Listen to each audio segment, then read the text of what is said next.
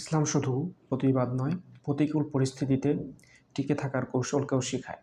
বর্তমানে আমরা অনেকেই মনে করি, গণতন্ত্র ব্যবস্থায় অংশগ্রহণ মানেই নিজের আকীদাকে বিসর্জন দেয়া। কিন্তু আমরা যদি কোরআনের দিকে লক্ষ্য করি, তাহলে দেখব হযরত ইউসুফ আলাইহিসসালাম তার দেশের অমুসলিম শাসককে বলেছিলেন, আমাকে রাষ্ট্রীয় কোষাগারের দায়িত্ব দিন। এর মানে কি তিনি কুফরি ব্যবস্থায় অংশগ্রহণ করেছেন? অবশ্যই না। তিনি এর মাধ্যমে ব্যবস্থাকে পরিবর্তন করতে চেয়েছিলেন এবং তিনি সফলও হয়েছেন। আজকে আমরা দেখব গণতন্ত্র কিভাবে আমাদের দৃষ্টিকোণ থেকে কুফরি নয়, বরং এটি একটি কৌশল। এখানে একটি বিষয় লক্ষ্য রাখতে হবে যে ব্যক্তি বা অঞ্চল পরিবর্তন হওয়ার সাথে সাথে পরিভাষার সংজ্ঞা বা দৃষ্টিভঙ্গি, পরিভাষার দিকে মানুষের দৃষ্টিভঙ্গি পরিবর্তিত হয়। যেমন বাংলাদেশে কোনো মুসলিম যদি বলে আমি ইবাদত করেছি, এটার অর্থ হবে সে আল্লাহর কোনো নির্দেশিত বিষয় করেছে, যেমন নামাজ, রোজা বা যে কোনো কিছু হতে পারে।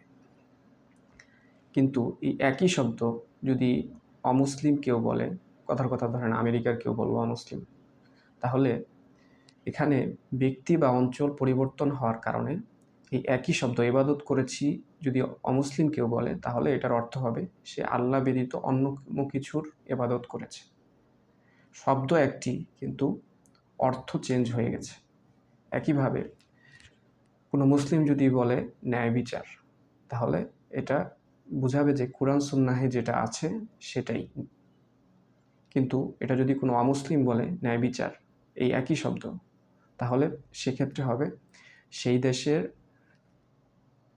আদালতের আইন বা সংখ্যাগরিষ্ঠের মতামত। তাহলে দেখা গেল যে পরিভাষা একই আছে, কিন্তু সংজ্ঞা পরিবর্তন হয়ে গেছে।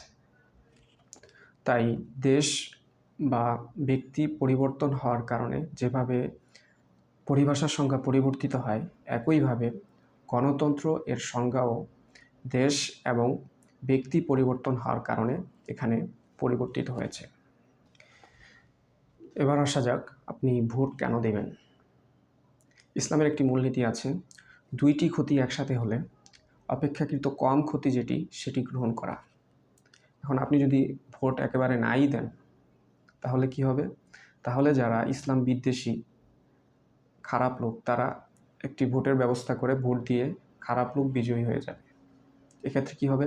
ফিতনা বাড়বে, সমাজে বিশৃঙ্খলা বাড়বে, ইসলাম বিরুদ্ধ কাজ বাড়বে।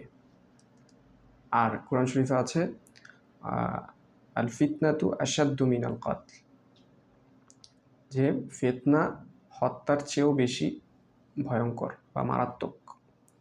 তাই যাতে ফিতনা আরও বৃদ্ধি না পায় এবং ইসলাম বিদ্বেষী কাজ যাতে না হয়, এজন্য আপনাকে ভোট দিতে হবে।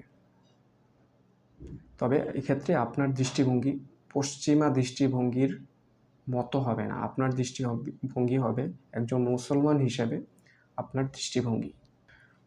ভোট দেওয়া মানে হচ্ছে সাক্ষ্য দেয়া।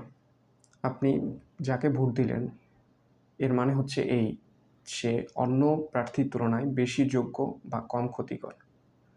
তাই ভোট দেওয়ার ক্ষেত্রে যে ব্যক্তি দেশ এবং ইসলামের জন্য উপকারী হবে, তাকেই ভোট দেবেন।